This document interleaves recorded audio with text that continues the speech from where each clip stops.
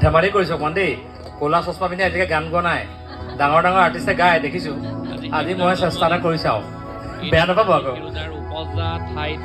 হিৰুদাৰ জন্মদিন উদযাপন কৰা হৈছে মোৰ জীৱনেৰে মোৰ মৰণেৰে সজাই তুলিব খোজো মৰমৰ দেশ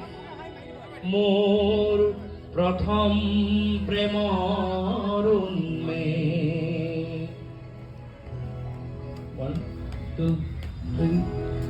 ঘৰটো অকণ চাব পাৰিম পাৰে আপুনি ঘৰটোৰ বিষয়ে জানেনে ভালদৰে কোনটো কি ৰুম আছিলে এয়া হিৰুদাৰ ঘৰ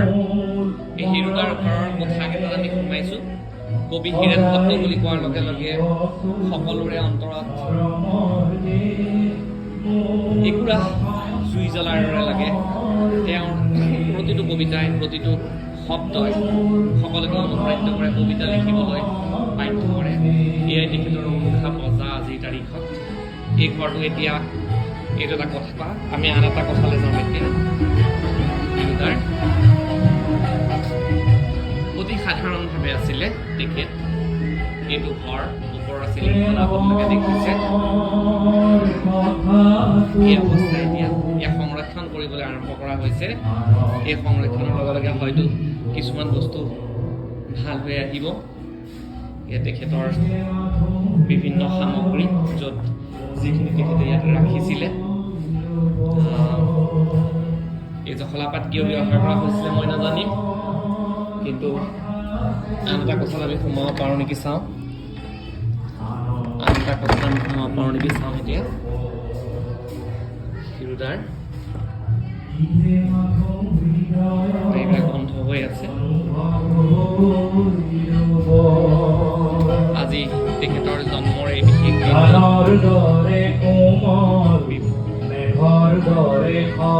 অনুষ্ঠান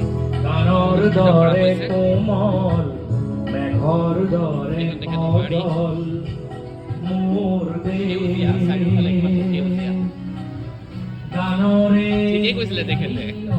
তুমিতো জানাই এই কবিৰ একো নাই এটাই মাথো কামিজ আৰু চিগু চিগু চিলাই প্ৰেম নিশ্চয় এনেকুৱাই আৱৰণ খুলি হৃদয় জোৰাই আজি তেখেতৰ এই জন্মৰ দিনটোত তেখেতৰ জন্মস্থানত এয়া পিছফাল হিৰুদাৰ ঘৰৰ এয়া পিছফাল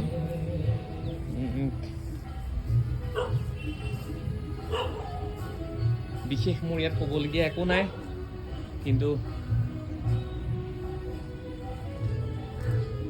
এই তেখেতৰ বিভিন্ন সামগ্ৰী এইবিলাক চাগে কেতিয়া কেনেকৈ কি ব্যৱহাৰ কৰিছিলে কোনে জানে এজন অমৰ কবি অসমীয়া সাহিত্যৰ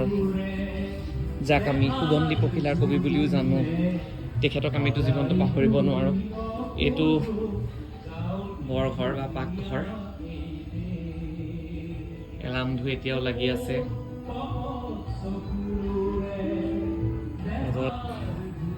ইয়াত এতিয়া এইবিলাক ফুল ফুলনি চাগে ৰোৱা হৈছে বেলেগকৈ গতিকে এয়াই আপোনালোকক মই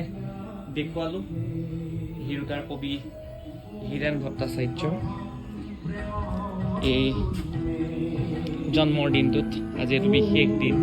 মোৰ সকলোতকৈ ভাল লাগিছে তেখেতৰ ঘৰটোৰ লগতে এই সেউজীয়াখিনিয়ে সকলোকে আকৰ্ষণ কৰিব পাৰে আৰু তাৰ লগতে এই সেউজীয়াখিনিয়ে আমাক জীৱন দিয়ে এনে সেউজীয়াৰ মাজতেই হিৰুদাই জীৱন অতিবাহিত কৰিছিলে অৱশ্যে তেখেতেনো ক'ত জীৱন অতিবাহিত কৰিছিলে ঘৰটোৰ ভিতৰত তেখেতে দিহিঙে দিপাঙে ঘূৰি ফুৰিছিলে অৰঙে দৰঙে ঘূৰি ফুৰিছিলে আৰু তাৰ মাজতেই তেখেতে জীৱন অতিবাহিত কৰিছিলে গোটেই অসমখনেই তেখেতৰ ঘৰ আছিলে কিন্তু তাৰ লগতে কিন্তু তেখেতৰ এটা স্থায়ী বাসস্থান এইটোৱে আছিলে গতিকে আৰু মই বিশেষ নকওঁ এই ভিডিঅ'টো আজি তেখেতৰ প্ৰতি শ্ৰদ্ধাঞ্জলি হিচাপে মই এই ভিডিঅ'টো আপোনালোকলৈ আগবঢ়াই দিছোঁ ধন্যবাদ